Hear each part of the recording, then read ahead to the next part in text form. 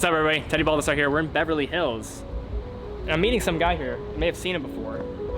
Producer Michael! How are you? Great to see you. Good to see you too. Great to see you. So if you guys have not seen Producer Michael's channel, I'll link to it down below. You do all different types of stuff on your channel. We do, all luxury stuff. All luxury stuff, fun stuff. Yeah, a lot of watches. You got some fun stuff going on too. So we do have some fun stuff going on. Am I know. allowed to plug it? You can plug it. Let him know. Okay, so guys, go to Producer Michael, the YouTube channel, and if you click on the video there, you'll see that we're giving away a Jacob & Co. watch. There's no strings attached, it's completely free. But if you go to producermichael.com/giveaway, you can go directly and subscribe to win. So we wish you the best of luck. And what are we going to be doing? We're going to talk about some more watches. And Essential Watches, a place I know you've been before several times. I love that place. All right, Seth so is great. well, let's go talk to him. Let's talk do it. about some watches. Okay. Let's do it. We're going to set up.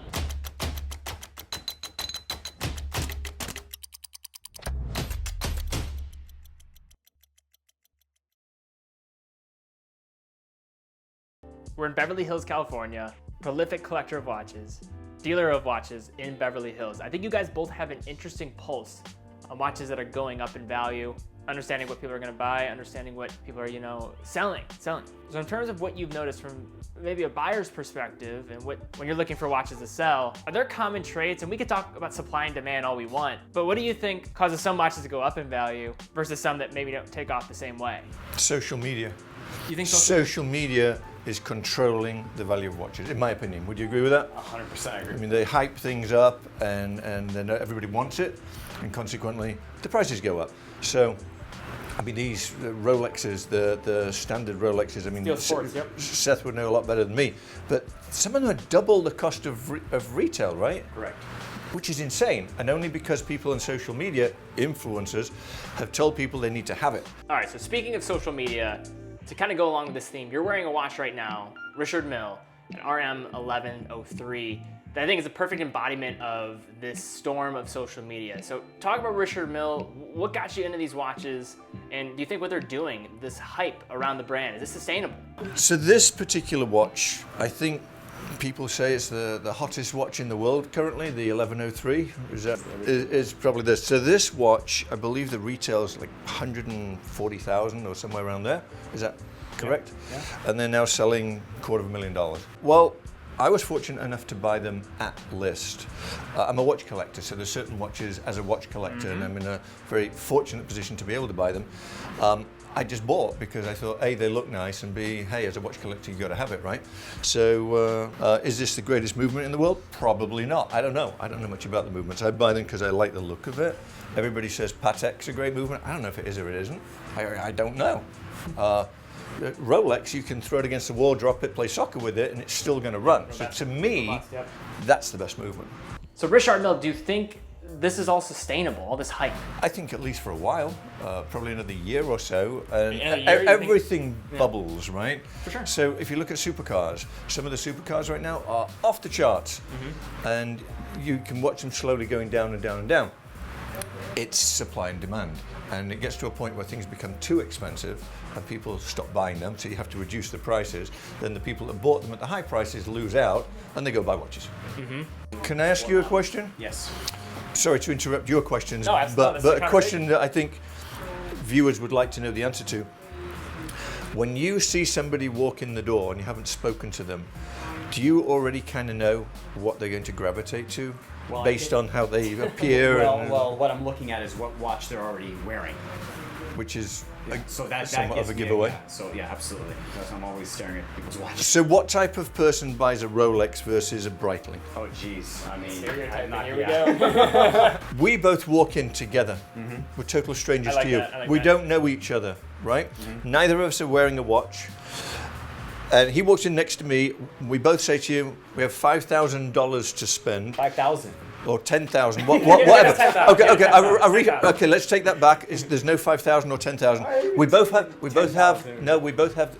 an unlimited amount of money to spend on a watch within reason. What would you recommend for us? Right. So would that be, is that a fair question? Yeah, that's an absolutely fair So question. What do I like? based upon the way Teddy's dressed, I would definitely put him into a dress watch. I would suggest a nice gold watch on a leather strap, such as a Patek. That would probably be one direction I would go. The fact that you're more extravagantly dressed. A portable version of Big Ben. Carry on. I'd try to sell you this AP with a yellow dial. I think that would It matched go the nicely. shirt. Yeah, that would go great with what you're wearing today. Or I have a Hublot with orange baguettes on it. That would also be an interesting watch for you. Or a Romain Jerome skeleton version. So you answered my question. So there is a factor based on appearance of what you think a watch should be on that specific person. I guess, yeah, Right. you tricked me into answering your question. There you go, Phil. Okay, so you walk in, you have $50,000 to play with.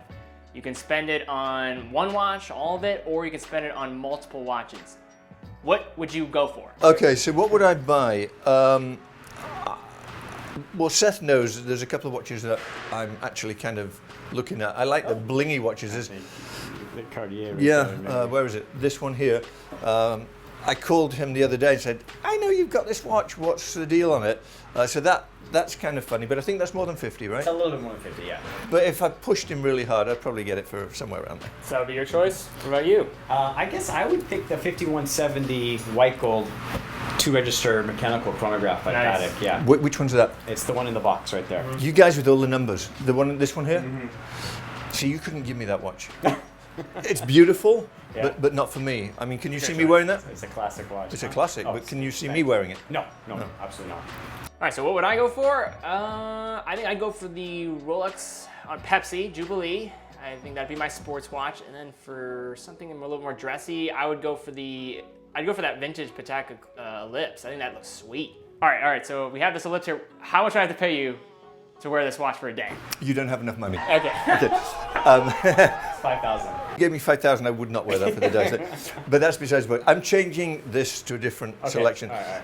because you said a couple of watches, Okay. and Yeah. I'm thinking a couple of watches. Yeah, a So couple watches. actually, I would probably buy a regular day date, and just for the heck of it, I would buy one of these, and I don't know which one. So there's my 50 grand. Fair comment? Yes. Yeah, you're right there. I think Daytona. I wouldn't wear this. You wouldn't but- wear it? No, but I would put it in my collection to have it, right? Because it's not my style of watch that I would wear. I have a GMT in white gold I think I've seen that in your video. with the diamonds and the baguettes. Diamonds are baguettes. That's me because it's blingy because I'm a bit wild.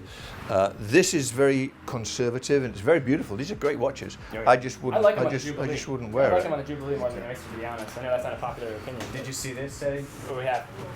God, every time you do that, I swear I think that I'm the world getting- is moving. I got the hip strapping back now. I got Right? that. It's weird, right? The 1960s version of the Yeah. same exact watch.